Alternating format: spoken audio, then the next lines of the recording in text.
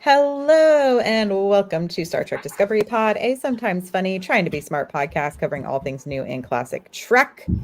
Let's fly. I am your captain, Myrriah Gossett. With me on the view screen, we have Clyde Haynes, what you know about that Emerald blockchain? Oh, and I'm your dilithium destroying crybaby, Paul. Woo! We are back watching Star Trek Discovery in preparation for its final season coming in April 2024. Tonight we'll be discussing the back half of season 3. Episodes 7 through 13. First, just a couple of small reminders. Paul, where can they find information about sharing this show and connecting with us on other platforms? Sure. You can subscribe to our podcast at Apple, Spotify, YouTube. All links are at StarTrekPod.co. And if you love, hate, despise, really don't like our podcast, but you want to support us for some reason, consider Patreon. For just $2 an episode at patreon.com/Star Trek Pod. Indeed. And Clyde, if people are hanging out with us tonight live in the chat, how can they ask us questions, get our attention? What should they do? Just give us a call at 888-555. No, seriously, just if you're watching us live, just type capital P, capital O, capital D, capital pod in the chat, and we'll take a look at your comment, your question, your thought, your synopsis, your summary, your executive brief, like whatever it is that you want to say, we'll take a look. We just ask that you be polite to each other, uphold the values of the Federation in the chat, and have fun. Are pre-burn Federation or post-burn Federation? Pre-burn Federation. Oh, you're old timer. The ideals. Old timer. Thanks for the clarification. Yes, and I just as a heads up, I'm on the road, and for some reason my microphone would not work, and we have to replace Clyde's microphone. So we appreciate y'all dealing with our less than stellar audio this week, but it shall be repaired soon. Paul, holding us down with the microphone. I'm not gonna lie, Do to you feel hear me the superior? most clearly is probably not the way you want to go. I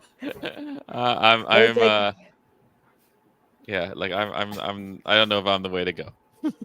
Yeah, I brought all my stuff with me on this trip that I am on, and then I plugged it all in, and the microphone would not work, and I don't have an extra cord to swap out, so that's my bad. But I'm excited to be back this week. Thanks for potting without me last week. I sent y'all a little hot Frakes video, and I'm glad to be back with y'all. I wanted to kind of before we jump into talking about season 3, this back half, did y'all get a chance to watch the new trailer?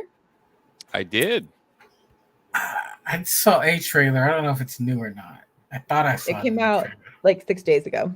Okay, I thought I watched something again today, so maybe I saw the new trailer. Yeah. What are your thoughts on our? I don't know, man. It's like treasure hunt. There's a treasure that's been hidden for centuries, been suppressed, blah blah blah, and we got Burnham and the crew going on a wild whatever Iconian chase. Boom. Old Star Trek reference, not super old, but anyway. It's gonna be interesting. They're literally doing a big puzzle box. I wonder if they're gonna just make the season very fun, like a fun season as opposed to a heavy season. Yeah, I know it looks fun. Yeah, it looks like action packed. I know they did not know it was going to be the last season going into this season. So they did some reshoots, but it'll be interesting. We have a message from the menagerie about the trailer. Also, if you join us over on Patreon, you can join us in our Slack channel where you can leave us messages to the menagerie so that we can get your hot takes and frakes about episodes prior to, even if you can't join us during the live stream.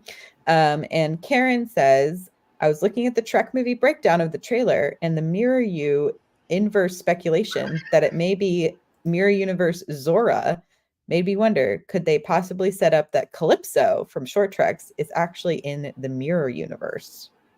Ooh. Thoughts? Nice. I don't know. I know there's Like, been a lot of conversation online about it potentially having some mirror universe episodes. like Mirror Universe supposed to be like very far apart, right? Like, right now. So I don't know if they will go back on that. And Go ahead, Paul. I'm not gonna say, I'm sorry, but like, Mirror Universe without Georgio. I mean, I know, but what if they're just hiding her from the previews so that we're all very surprised? Maybe. Do you guys want to see another Mirrorverse episode? Look, I could be jaded because we watched a lot of episodes back to back to back to back to back. Mm-hmm. But right now, I'm a little Mirrorversed out. I think the Mirrorverse, I mean, kind of diving into, I guess we can just dive in because I have some thoughts on the Mirror Universe episodes we just watched in preparation for this. So let's jump into some cold freight. Let's jump into some cold breaks. Yeah, these are some of my favorite Mirror Universe episodes are in this back half of this season. But what did y'all think about them? Oh, they're two of my favorite episodes of all Star Trek. Mm-hmm. Like, I really enjoy, like, it is my only note about the Mirrorverse is that in this Mirrorverse, I guess it's always this way. Everyone's always so like hamming it up. Like too twirly mustachey. Yeah, like everyone is like, has the subtext of like, and and so exactly, and so I go like, okay, I'm gonna let that slide, but like, it just seems like a little too much that way. But I think the storytelling is great. I really like Georgio and Saru hanging out, like, in a way that is tender. I like the fact, like, I don't exactly know why Georgio really likes old Burnham at all, because old Burnham, like, is just so ugh. Well, do you think it's because she knows what Burnham could be? Do you know, it feels like the inverse, I feel like, from the first season, where it's like our Mirror Universe Georgio knows what Burnham is capable of in her universe, so she does become attached to our universe, like to Prime Burnham. And then in this version, because she knows the capabilities of Prime Burnham, is like, oh, my Burnham could also potentially be that. Well, 100%. And it's also that Terran Burnham is her Burnham, right? Yeah. And it's a big deal. Like, I think one of the things that we saw is even in the Terran universe, Georgio had an issue with being truly ruthless to even Prime Burnham when she was like, you're not my Burnham. Like, at the end of the day, Georgio has this love, this motherly love for Burnham that doesn't matter if you're Prime or Terran. She's like, you're Burnham, and there's a limit to my madness, right? And I think that's kind of what it comes down to, is there's a limit that she'll go when Burnham's involved, right? She'll slit everybody else without a second thought, right? But she's also grown quite a bit, so she's not the same person. She's evolved. So it's or devolved. Depends how you look at it. I thought this was a really well done Mirrorverse episode. Like, often I feel like we get Mirrorverse episodes as almost like a novelty of like, what if we went through the looking glass? This felt like it had a true purpose, right? Like, and not just a vehicle for storytelling, but like, we're going to show the evolution of this character. We're going to give them, it felt much more like go back in time and make different decisions than a true Mirrorverse episode. Yeah, I think you put the phaser on the target. Like, I think it masks as a Mirrorverse universe, but it is actually a redo storyline. Like, if I could turn back time. We love turning back time on Star Trek. To turn back time a little bit and jump back to episode 7, kind of where we're starting on this back half, Unification Part 3. I really enjoyed this. This to me felt like the Discovery courtroom episode. that we hadn't gotten really yet in the series. So it was kind of refreshing to kind of approach an episode in this way for me. I also really loved the opportunity for Burnham to get to see what Spock was capable of after she left. To me, it felt like a really nice moment of closure of like the past for Burnham as a character. But what did y'all think of, this particular episode? It also presented us with President Terina, which we know eventually becomes Saru's love interest, which is like a fun little arc. And I really enjoy those two characters together. But we also get the big reveal of the murder nuns.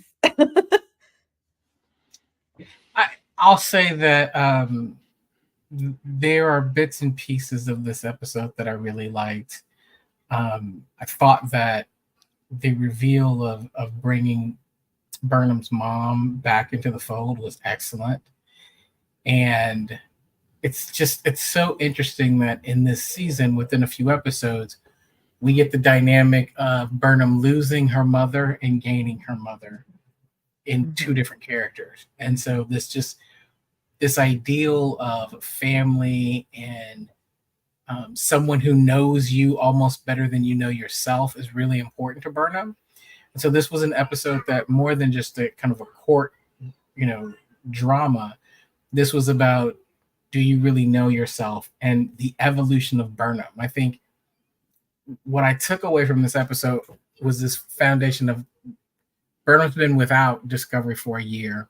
She's trying to figure out if she fits in. She's kind of going rogue. And really from this episode through the end, it's this journey of how do we make sure that Burnham knows she should be in the seat? And everyone from Mom to Georgio to Vance all give Burnham this sense of, no, this journey that you've been going on has finally prepared you to sit in the chair like no other has come before you. So I like it for what it was as an episode, a pure just solitary episode. It was cool. Yeah. Paul, did you have any thoughts? I thought, man. No. I thought it was a really interesting. I remember even on first watch being like, man, I was a little angry at Gabrielle in the way that she was like momming Burnham in this situation, because it is such a huge leap into the future. And like, there's so much you can see of how Burnham was raised on Vulcan. And, I'm sure that was very complicated for Gabrielle. And so I always kind of go back and forth on like what that, must be like to try to figure out how to approach from a character standpoint of like, you are this character's mom, but you have not raised this person, Yeah, in a lot of ways. I mean, like, you raised them till they were like, what, 7 or whatever she was when, like 10 or 11 or something, or whatever. So that's significant. Like right. She missed the teenage years. I think for me, like, I wanted something more Vulcan-y and Romulan-y in a way that, like, whereas like these guys just seem to be. It took place all in the ship. I always feel like if It they had might gone be. down to the planet. Yeah, like, it didn't really fit it didn't scratch that fan itch. I think that, like, the script itself is fine, the acting is fine, although the Vulcans do seem to be like needless jerks, and the mom did seem to be like really, really not as hopeful as she could have been, like even in the role of warrior nun, like, and the solution is not necessarily my favorite, but whatever, it's all fine. That's not a big issue. I just think that like Vulcans are like, imagine if we got to see Klingons in 900 years in the future, and all you saw with them in your ship. like here's this pivotal, like, foundational, like, species, and like what would have what does it look like to have like Romulans and Vulcans reunite? Like, I have no idea, except for that they're bitching at each other and they're ready to break up. Yeah, it would be interesting to see how those cultures were meshed together. And you know, Chupi in the chat brings up an interesting point of like, it's too bad they didn't have the AR wall really up and running yet at this point, because we probably would have been on the planet for the sake of production. Yeah. Because Like, yeah, we I'm don't not get that till this I'm next not blaming season. the episode. I'm just No, saying, like, yeah, you know, it's like as far as like what I think what is like the promise of the episode was the promise of the so premise, if you will. there you go. Like, even with like, you know, going back to Earth, like you got to see the shot of like them on Earth with the cities all Mhm. beautiful and the tree. With the tree. So it didn't need to be so much. It was just like I got none of it, and you know, and Yeah. Vulcans themselves are so cold anyway that like, you know, that like it just feels like, oh, are they fighting a robot? I don't know. I did love the Murder Nun costumes though. I was thinking, has Giraffe done that cosplay yet? Has she done a I don't think so, but that yeah, I'm sure if you sent a request along with money and materials, that could happen. I'll just get her a spool of black fabric and a veil. Yeah. Get to it. It would be cool. I know she's been working on one of the characters from Lower Decks that was played by Janelle James. Oh my gosh, I'm blanking. I'm sorry, y'all. It's late and I've been traveling a lot, but they come on board and it's when T'Lyn goes through like, you know, her sadness over the message, but they think it's because these other people, the same species as Troy. Betazoids. The Betazoids. Anyway, there it is. The one with the cool like giraffe print costume that was like literally made for Giraffe to be making. Okay, that was a long tangent. Sorry, guys. Let's go ahead and jump into the sanctuary. I wanted to chat because I didn't get to really chat with y'all last week about what are your thoughts on Osiris? I really enjoyed Osiris as a big bad. And I remember by the end of this season, I was really sad that it was over. Yeah, me too. I really like Osiris. Like, we'll get to it, but like, you know, we'll talk. But like, We're talking about the Sanctuary episode, which is directed by Jonathan Frakes, which is really fun. Directed or written by Kenneth Lynn and Brandon Schultz. Also, just to plug, Unification Part 3 was directed by John Dukowski, written by Kristen Bear. But yeah, we get, you know, the Emerald Chain sort of like standoff with Book at Quajon. You know, I think one thing that struck me was, and I'll just say it, so often in Star Trek, there's this sexualization of Orions, especially women. And Osiris is the complete different take on that. Right. I don't know. She's a hottie.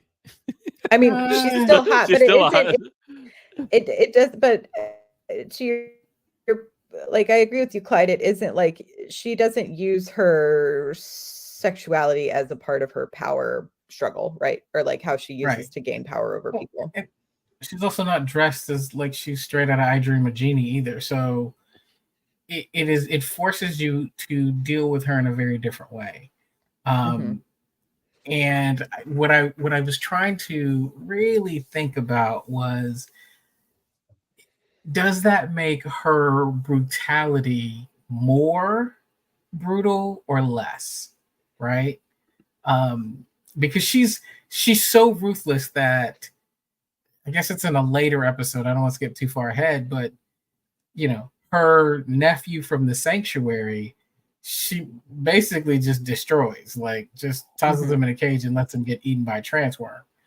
Spoilers. Sorry, spoiler. If you I don't know why you listen to this if you haven't seen it. This is all spoilers. But it's just, you know, but from the moment she comes on screen, we're like, oh, you think you've seen a big bad? Well, look out, because I'm on another level. And so I thought she was a great big bad, as big bads go. Fascinating, in fact. So I think like there's a later episode. I think it's the second to last, or she goes like something to her friend, the human friend, and goes like, look, you know, I know what's in your heart, that he says, and she goes like, oh, the Orion heart has 6 valves. Like, we're so much infinitely more complex than you. We can go both way, different Mhm. directions at the same time. Like, and then she chokes him out. And I really like Osiris in that way because I think, like, if they didn't kill her off, and if they wanted to go in and make her like, a recurring character, Mhm. you could see how nuanced and layered she could be. Because yes, she's a little mustache twirling in the first couple episodes, but she's She gets she's very complex and cunning. Like the she's mental games smart. that she plays is smart. Yeah, Yeah. And she's and smart. Like, yeah, you go, Myrriah, I'm sorry. Oh, I was like, the chat is talking about like in comparison to what we've kind of learned from the lower decks episodes, and funny moment as a mistress of the winter constellations wannabe. But to me, it's like Osiris does feel more connected, I think, to what we saw in the lower decks episodes about the Orions. Like, this is like the ultimate mustache twirly segment of that, but to me, she was a more complex character with more layers, I think, than we had seen from a lot of other Orion villains. Like to your point, Paul, it's like I think she could have been built out to have been a reoccurring Yeah, villain character that we could have seen more of. yeah. I mean, Yeah, like, you go, Clyde. I would say there are two things for me. One, I looked at her in the context of this post-apocalyptic, like space opera Mad Max, right? Like Osiris feels like a character that, unlike Tendi, who came from royalty, Osiris scrappy and kind of pulled this together after the burn, right? Like I was waiting the entire time for her to go, "You have no idea from the hell in which I came from." Like there was this monologue that I was waiting to talk about where she was going to talk about her background and like, when like she's very, in a sense, Volk-esque, right? Like Yeah. she just put it together. So I see her in that context, which is a little bit different, but I also think it was a bit of a waste. Like she would have been great as an introduction in the first couple episodes, and I don't necessarily think you needed to kill her. I think having her out there, and again, I've got the benefit of having seen 4 seasons. She's probably, to me, one of the stronger villains. Zara was nonsense to me. So you could have really brought her in at the beginning and had her been the overarching villain for 13 episodes rather than just really bring her in the last like 5. Yeah, or like foreshadow her more with Zara. Like maybe, you know what I mean? Like if Zara is like a henchman of Osiris, it's like I kind of wish we had gotten a little bit more of a hint of her at the beginning, I think, to help build the full arc of the character out, because we've talked about this with other Discovery seasons. This one luckily really only has like 2 big puzzles that are kind of trying to be, well, I guess there are more character ones, but you know what I mean? Like overall, it's like we have Osiris and then we also have the burn. And like these are kind of our intersections of the main plot, like our A and B plots, right? And then we have all the inter-character ones. But to me, it's like Osiris at some points became far more interesting than solving the burn. I was gonna say the same thing. I was trying not to jump ahead, but Spoilers. Especially when you look at these episodes, these last few episodes together, I was bored with the burn stuff and was way more interested in the like Orion politicking. Well, yeah, I mean, no, I didn't love her like trying to cut a deal with Starfleet, but the running around the ship trying to kill each other and the craftiness in which she captured Discovery was like, no, this is good stuff. Well, I think it was also like Osiris felt like the burn is, the causation for why the society is collapsed, but Osiris is a representation of the collapse of the society. So you're really getting, I think, most of the world building to me off of the Osiris plot line. And that to me was more interesting, since we've never been in this universe before, and Trek, to figure out where we're placing all of our characters is like Osiris really representing this new world that they have to function in. And like I don't know. It would have been interesting to see how they would have solved how to bring together the Federation with the threat of the Emerald Chain kind of coming through. And to me, Yeah. it's that battle of like ideals and Yeah. socialism versus like capitalism, right? And like that is such an interesting push-pull Yeah. to me. Like I would have preferred that over Space Whales in season 4. I'm just saying, like, Yeah, like I mean, but I think like I was on a different podcast earlier this week, Intergalactic with with Mike Moody Mike. Garcia. Yeah. I was about to And say, we're you talking cheating on us, Paul? What's going on? Okay, but Mike's family. So that's like it's like being on a cousin's podcast. aren't you on that podcast? Isn't that your I SG1 am. podcast? Yeah, it's So- like Clyde's also yeah. I've also been on that show. Yeah. Like, That's right. a couple times, yeah. So we're talking about Babylon 5 and how like they're both shows that really really speak to me, but like Star Trek has like, oh, we've achieved paradise and that in its space socialism. But in Babylon 5, you're watching us. How do we achieve space socialism? How do we achieve going from who we are to where we want to be? And in some ways, I look at the Emerald Chain and goes, that seems to be more of, where you're at. Like, no one wants, no one wants everyone to suffer. No one wants Mad Max in particular. Even the people who are top of Mad Max don't want Mad Max. Like, do you want, you kind of want 90s America, like in the Matrix, the top of the best of the humanity right there. Boo. Or not. I don't know. We've But achieved like, it. Yeah. but Yeah. but you can see how they're struggling. Like, Ferengis are that way, right? Ferengis, Mhm. they don't have socialism. Oh, They're I want to trying. see Ferengis in this world of the Emerald Chain. You know what I mean? Like, Yeah, totally. yeah, I think to me, it's like if I was to, you know, be kind of like put all the plot points that they're thinking about for seasons, it's like what could have been an interesting way to format it. And I know it's so hard, I think, in the world of streaming because you never know when you're going to get the cut. But I'm like, if the burn had been like a multi-season long mystery that's like Yeah, slowly sure. coming together, and then Sure. this season, the arc is how do you exist in the world with the Love it. Emerald Chain Love and it. take Love the it. Emerald Chain down? Make I this think it would have been make this Captain Admiral.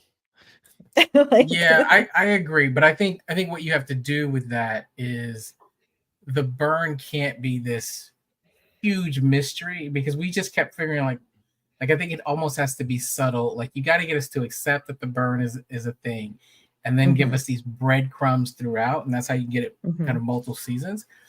But also, I think there was this opportunity to kind of create this Federation and anti-Federation divide, right?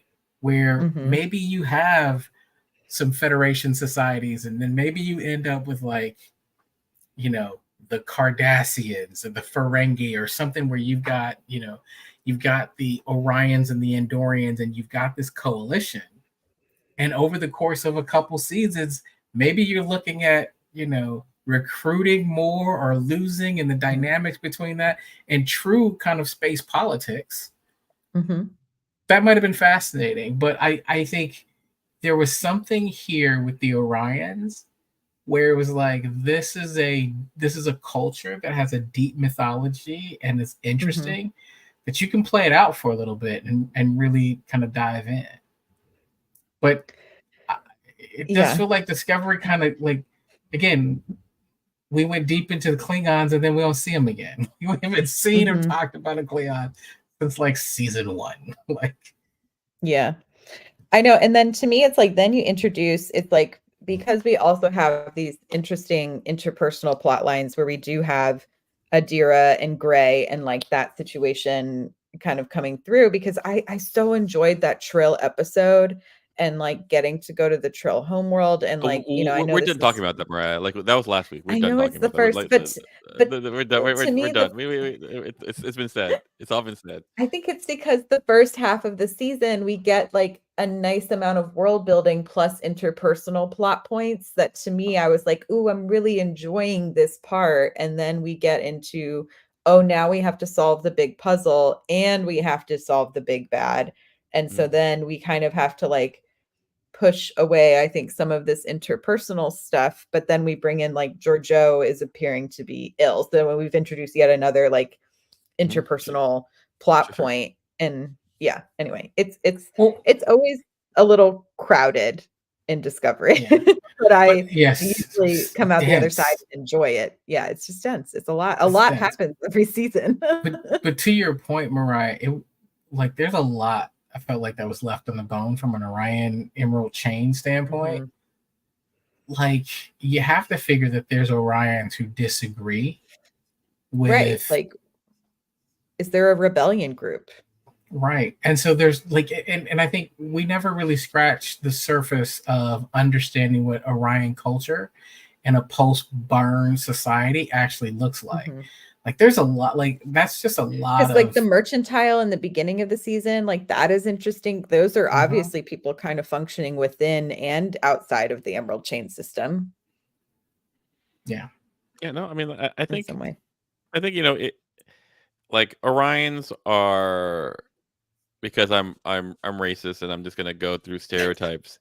Orions are Paul, one day these clips are gonna get master cut together in a way that's not gonna be good for you. It's gonna be like it goes like I'm stereotyping, and then it goes, wait, no, I was talking about Orions. Who? Yeah, Paul, you can't run for office. That's over. It's already over. Anyway, like I think their value system was particularly well suited for post burn, because like for all of it, they are might makes right, but more exploit makes right.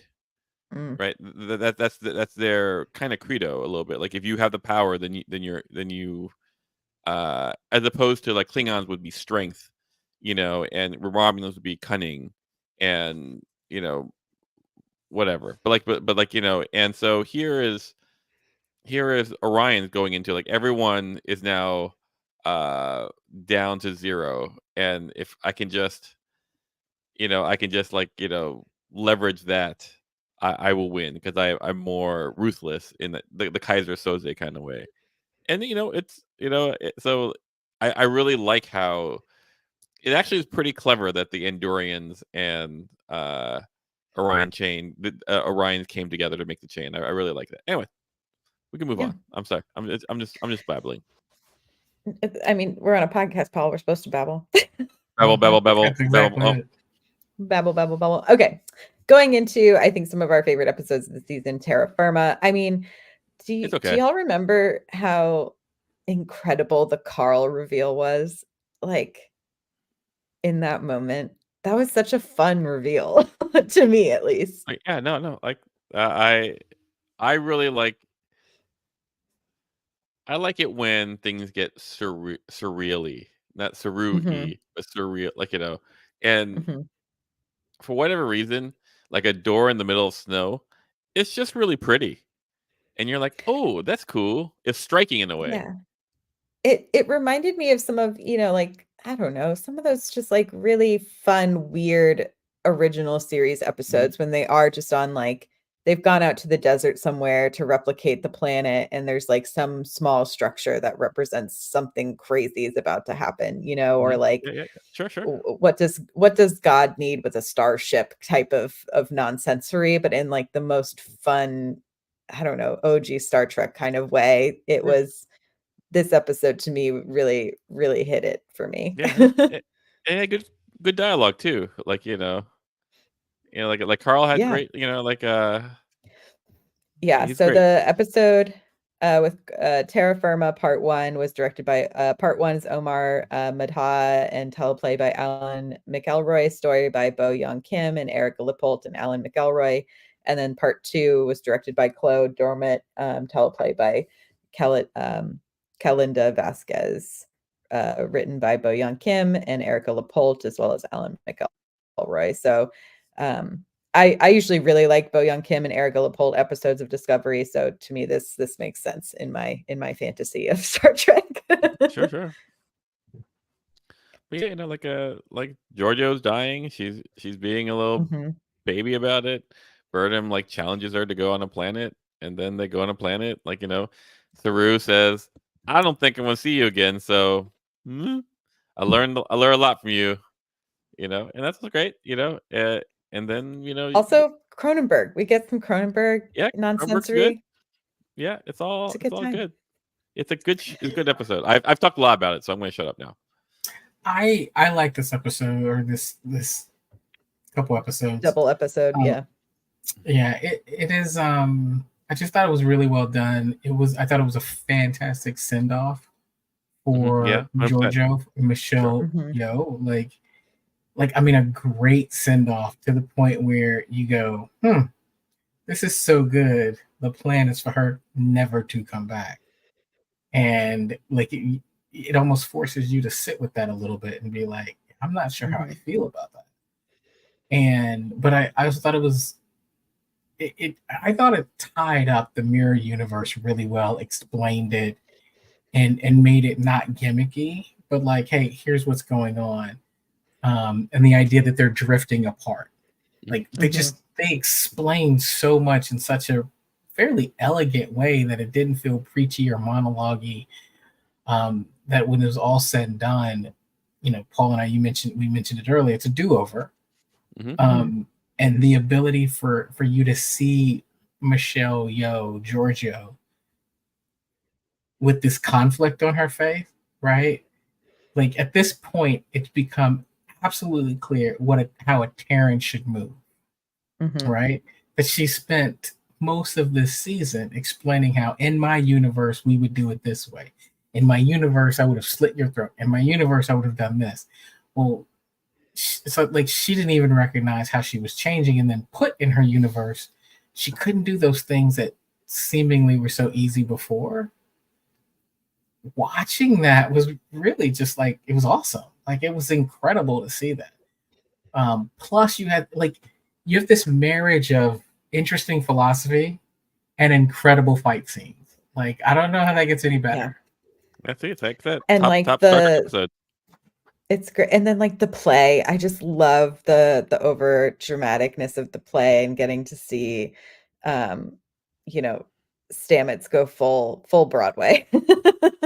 It was really fun, and just like, yeah, it was a spectacle. It felt like a spectacle. It felt like to your point, Clyde, like a true send off of Giorgio, and a true way to be like, Michelle Yeoh, you're gone from here, but never forgotten, from this particular series. And it will be interesting next season because it will, be, I mean, I guess in 4 we also didn't have Giorgio, but it's like, I don't know, it's like the farther we get away from her, the farther it feels, like in some ways. Sure.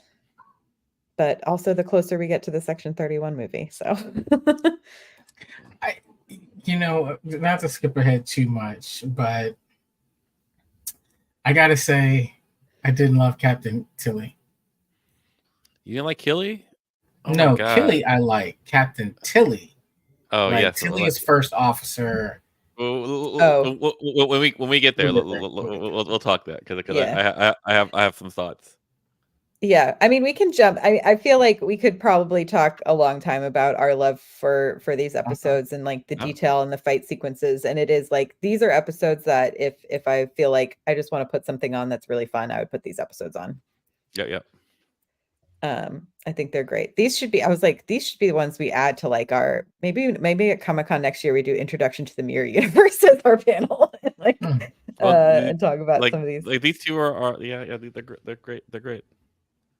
Okay. We can go ahead and jump to 11 at Sukal. This was directed by Norma Bailey, written by Ann Koffel Sanders. We finally get to, we detect the life sign on the starship. Saru is like, I think this is, one of the potential children of the scientists. And then we have Saru, Burnham, and Culber transporting to the planet, leaving Tilly in command of Discovery. And, So some chaos, as you say, ensues. Here's my experience. It took me 5 tries to watch this episode because Interesting. like the way I remember it is Tilly screwed up and got the how long did it take you to cloak, all that stuff. But watching it again, I go like, you know what? Am I just hating on Tilly because she didn't do anything really wrong? Like she basically did everything she could, and then Crybaby decided to make a scream, uncloak them, and then the bad guys got on board. Like she didn't do anything wrong, but for some reason my first memory was like she messed up. Oh, you're gonna I support women, Clyde. I'm too. But you say she did. I do. I love women. Uh-huh. Women are fantastic. Why was the ship still sitting there? Like, you're gonna cloak. Can you move away? Move away from the big, massive ship. You're still waiting. Like, go somewhere else. But I mean, you have an away. You got an away team down there. It's a big old crazy nebula. Yeah, just move 100 kilometers in a different direction so they don't know. I don't know exactly where you are. But they didn't do it and stayed in the same spot. Come on. Well, I don't know, Clyde. We also don't teleport admirals out of bomb sequence areas. Yes. And actually, I'm gonna push against that a little bit. Like, how do you know they stayed in the same spot? Like, it's your. Because when they reappeared, they were right next to each other again. So unless that's where the camera was. But but you have this is a vacuum of space. This is a vacuum of space. Like, they could have moved. Like, and it just looked this way. And also, does it really matter where they are as long as that goes down? You can still teleport onto the ship. I think you want to like they'd have to be pretty far away. I think. Yeah. Now, I think what I don't understand is how they beamed over. Like like where the shield's not up. Do the shields have to go away with black alert? All these things are this is where I can go like, oh. If the shields, because they're not old shields, these are new shields, right? These are like upgraded, like not 3000 shields. So how did Osiris like beam in? I don't know. I can assume that I'm gonna assume that that Tilly didn't mess up. But Chippy makes a point about is there a bunch of interference because of the atmospheric dilution situation? I mean, yeah, it's potential that there's issues with the shield and all of these things. I do like the idea of moving away from the pondering interference. I mean, but it is interesting to think about is it truly a mistake or is it just a series of unfortunate events?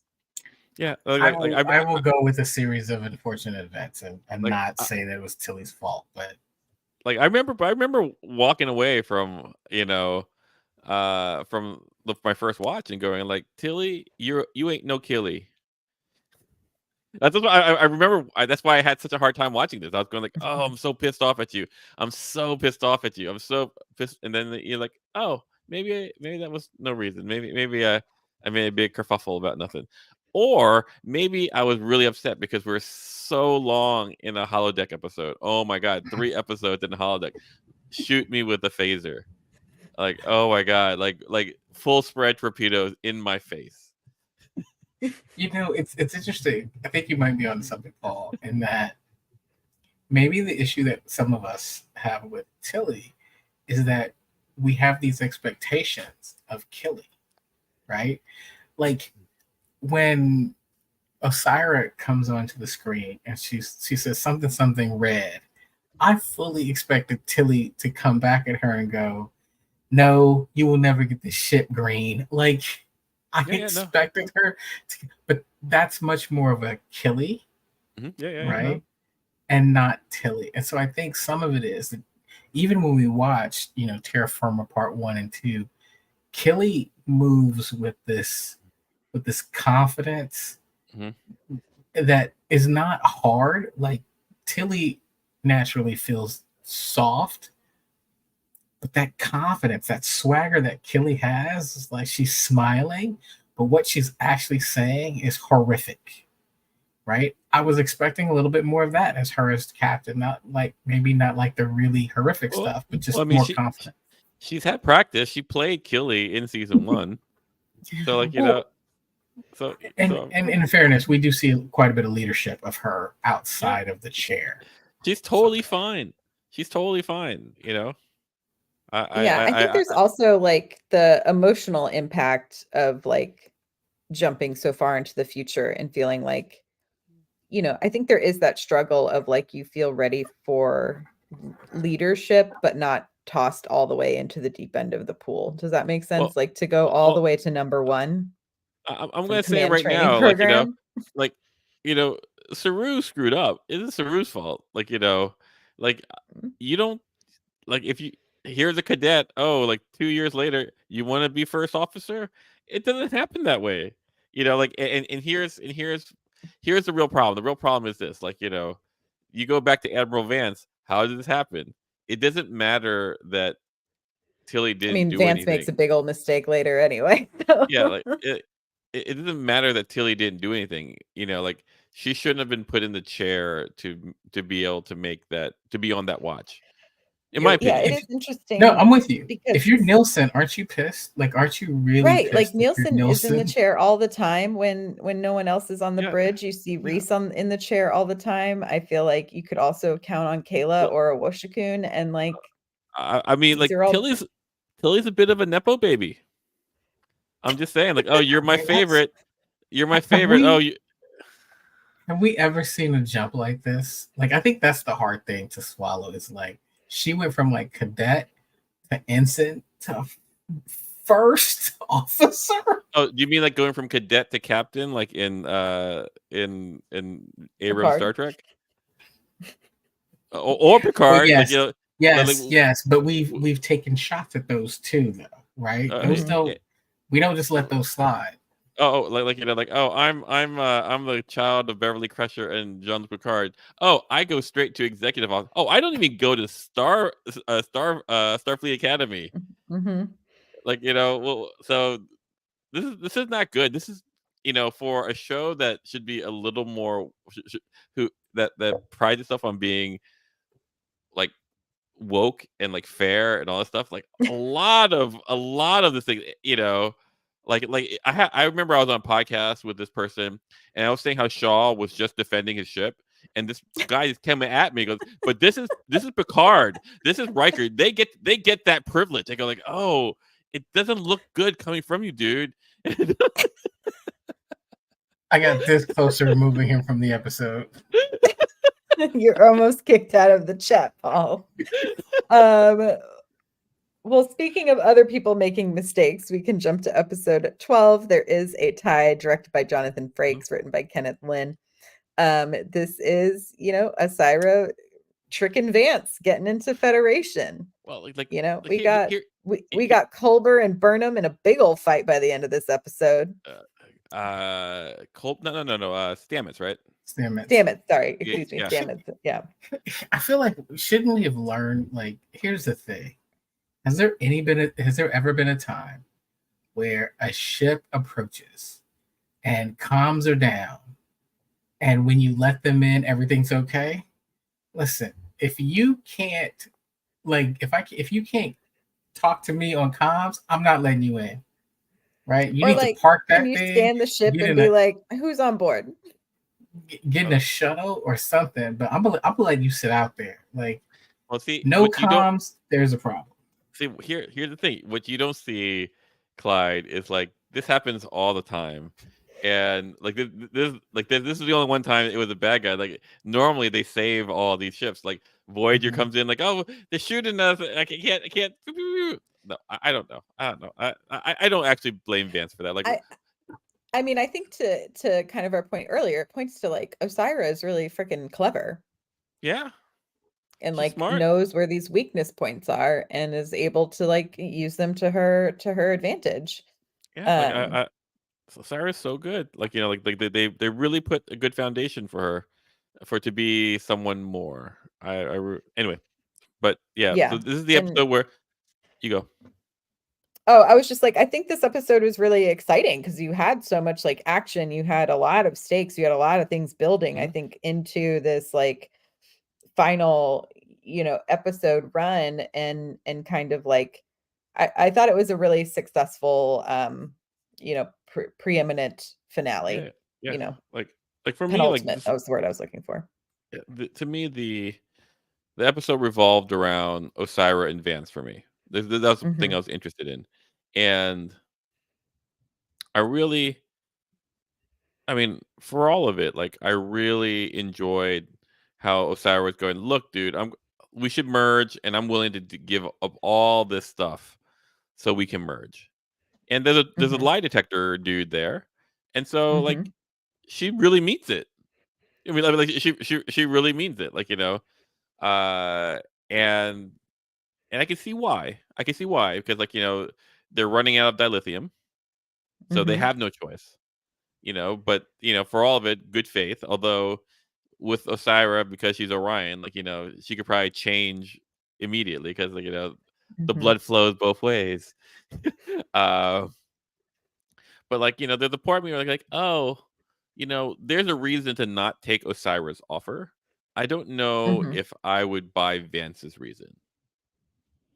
Like it's one of those things where like here are some horrific things that you had to do to survive, and then like all of a sudden like you're back in civilization, and you go like, well, you did these things, so you gotta stand trial. That's a really weak a weak argument. You know, agreed. The chain is known for exploitation, and I've seen people's head blow off because like they couldn't pay a debt. But you can make an argument I'm still so mad I didn't get to talk about the Prison Break episode with you guys. Oh yeah, anyway. it's so funny. We're done with it. Like no one's ever going to talk about it again. Anyway, but like but I just I just really like how she laid it out, and like Vance just went too far. Like there are reasons to not sign the document, right? There's definitely reasons. But I want one more thing. You gotta go to jail, but we'll be fair. I'm like, I don't like that. I don't like that. Anyway, I'll shut up now. No, I think I really enjoyed the Vance Osiris episodes, and I think to me this was the episode that really sealed Vance as like a great admiral and character to me. Like I see your point, Paul, and like he probably was, but I mean, in the end, I think he thought he was doing the correct thing, and that's all he can do, right? Is like act from that point, and I think or talk to the president of the Federation as opposed to he's an admiral. Get Stacy Abrams in here. No, that's Earth. Like the president's the but like like he made a call that was really weird. And I'm not saying that Chupi, just to address you, I'm not saying that like that Osiris should be a part of it. I'm just saying that him asking for her to go to jail was probably more than. I think he also could have been a little sneakier about it. I don't know, be a little bit of a admiral. Like, be like, I'll sign this deal and put this really tiny clause down here at the bottom about you going to jail. I don't know. Or just like found a way to do it afterwards. I know we haven't really been talking about the nebula like world that was built up for the child, for Sukal. But I remember being so excited to see Doug Jones out of makeup for these episodes. It was kind of like a fun change of pace. I'm sure also very fun for him to not have to be in all that makeup for a couple episodes. And I thought the like interactive like world building that was I was like, I see where they spent budget on these last couple of episodes, and I thought it was really cool world building. It was kind of cool to see Doug Jones out of makeup. It was actually very cool. But I have to agree with Paul. 3 episodes of a holodeck in a weird world was a lot. And I'm going to tell you right now, like the burn is a great hook, But to have like some like crybaby cause like destruction of the Federation, I don't know, man. I think that's a little dopey. That's like some Q level shit, and it's just this kid going, "Oh, my mom died!" Boom! Like it's a lot. It's a lot. I still don't understand why that. Well, I okay. try Clyde, not to think about it. I let try me not to explain think to you. about I'll break down.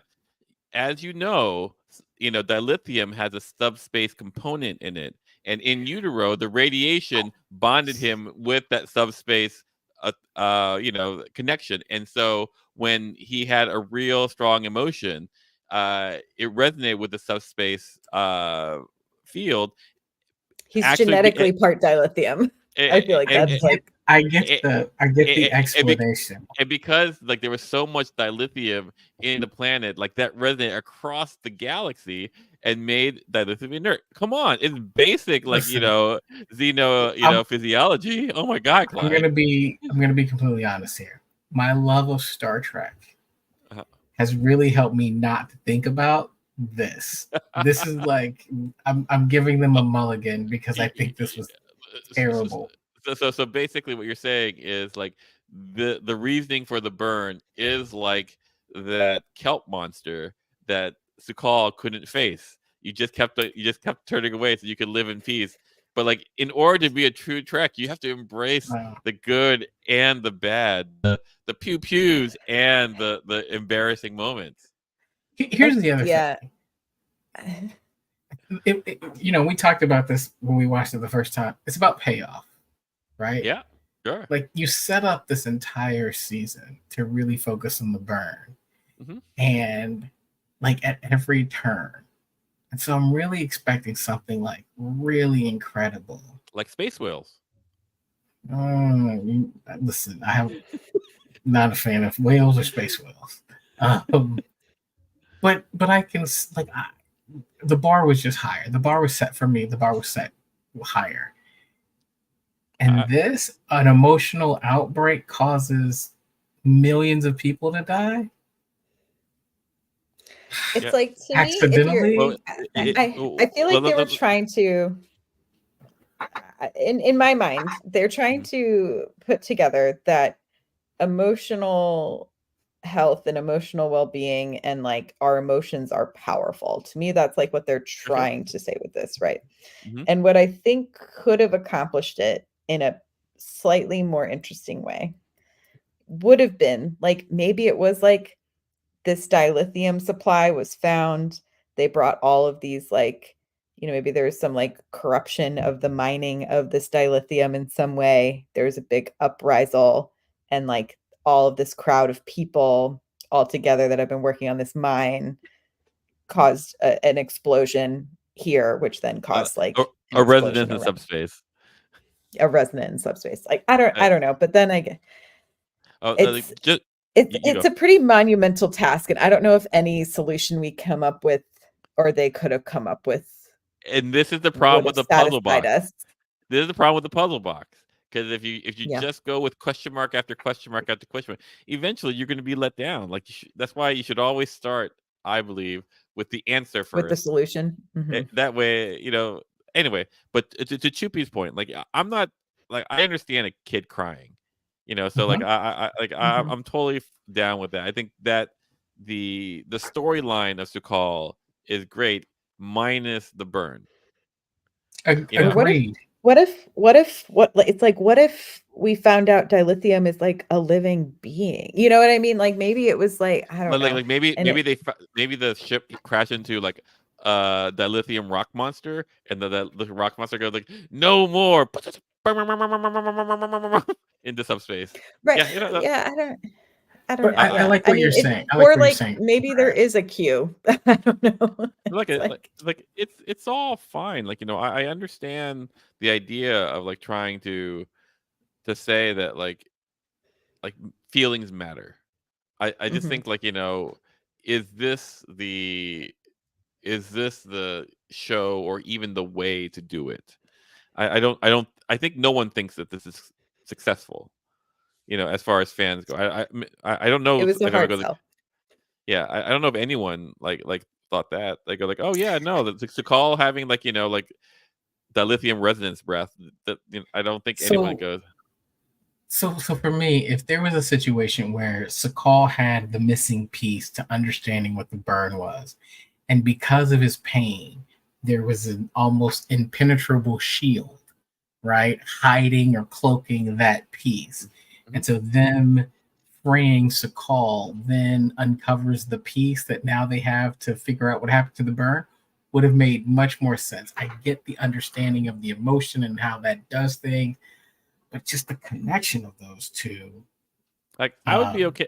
Yeah, I'd be okay if there was like there was an ancient civilization and Sakal, parents were dying and like the parents had never, this is whatever, like there's a button that he pushes and that was the thing that caused it because he pushed it in such anger. I don't know, like you make that work out, but like that would be better than like, well, he was a baby and then you get magic powers. Have you seen X-Men? I mean, that seems it. Anyway, not to gripe on that, but like but that's so here's the thing that I'm left with. If you take that piece out, this 3-episode arc is actually really good. It's fine. That's what if you take it out, how is it? Yeah. You go, Myrriah. I'm over. Oh, I was like, yeah, because like anything around Osiris and like the struggles between the Emerald Chain and the Federation is great story. The battles are great. The hand-to-hand combat is great. I also like constantly remind myself that Sonequa Martin Green was pregnant while shooting these last few episodes and is doing all of these fight sequences and is doing an incredible job. And like, it's like that final fight sequence was great. The tension between Burnham and Stamets I thought was also really interesting, and I had wished that gotten played out more in the next season. Like to me, that was like such a great emotional character cliffhanger of this disappointment, but like sense of duty, and like to me that was like so interesting and complicated. I know. I don't know what to say with that. Like like I feel like Stamets was being really anti-Federation at that point. Yeah, I mean, I think he a lot of these characters had that like brush with death as they jumped into the future, and I think it really reestablished what was like potentially more important to them. And I think Burnham at this point knows that the Federation is one of the most important pieces of her life, and I thought the move into captain felt very well earned by the end of this season for Burnham. And it felt like finally to me. Yeah. Yeah, I agree. Yeah. Did we do it? It's like Chupi says, I think the explanation, which was fairly rushed over by Culber, is what makes it feel less satisfying. Yeah, there's that. But yeah, then we end, like Discovery saves the day is delivering dilithium to everyone. Which again, it's like what it could have been so interesting to been like, how do we find an alternative to dilithium as instead of like solving, I don't know.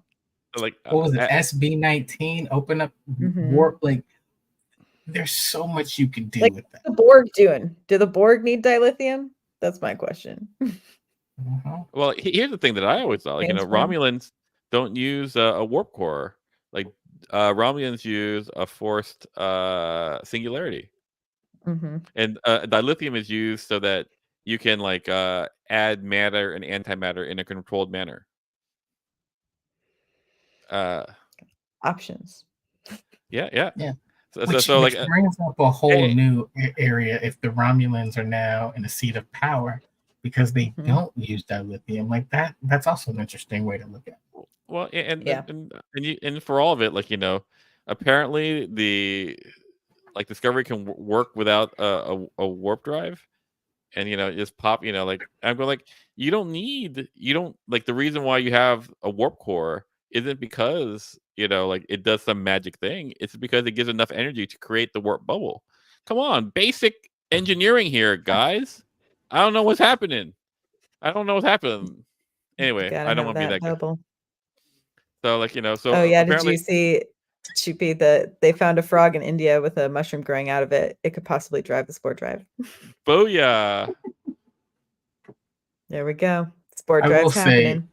One of the cool things that come out of these last few episodes is that we now have someone other than Stamets who can power the spore drop.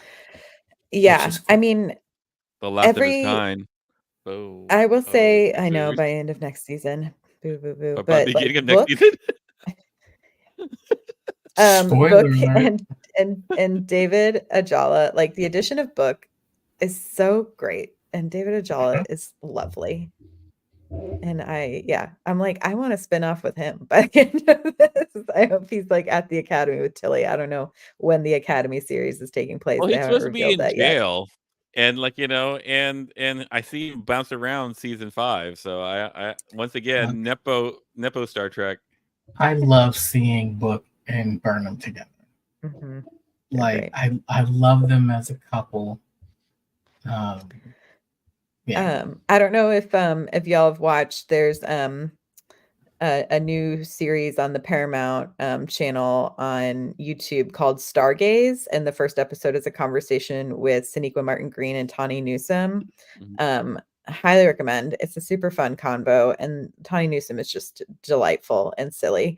So I would recommend that if y'all are looking for some content in between now and the new season in April. But yeah, I think we did it, y'all. Chupi clarified. Thank you, Chupi. I appreciate. Yeah, he was given. Thank you for the clarity. Rescue refugee duty, not to jail. Oh, but, yeah, we're one last thing. In the second to last episode, the Tide, I finally go like, oh, that's why why ships Book. Ugh. That's why Book ship like Transformers, because the transwarp conduits are all full of junk, and so you have to go in order to use them. You have to be able to go exactly. Yeah. And so last time I was dogging on that, and like, why would you do that? Now I have an answer. It's not my favorite answer, but it's an answer. Yeah. Yes, I'm excited to jump into season 4 with y'all. I was like, ooh, we get some fun stuff next season.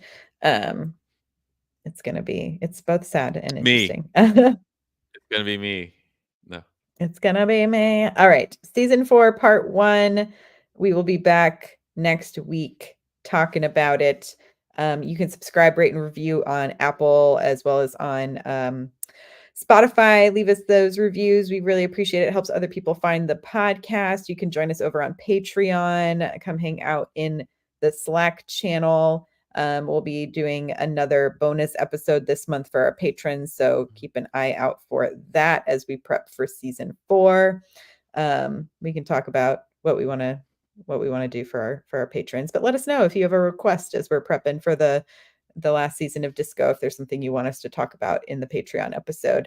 You can find us on Twitter and Instagram at Star Trek Pod. Anything y'all want to plug, promote, or chat about before we go? Nope, I am good. Same. Amazing. Thanks, everyone. We appreciate you. We'll see you next time. Live long and prosper. Bye-bye. Bye. Myrriah gets to go sleep.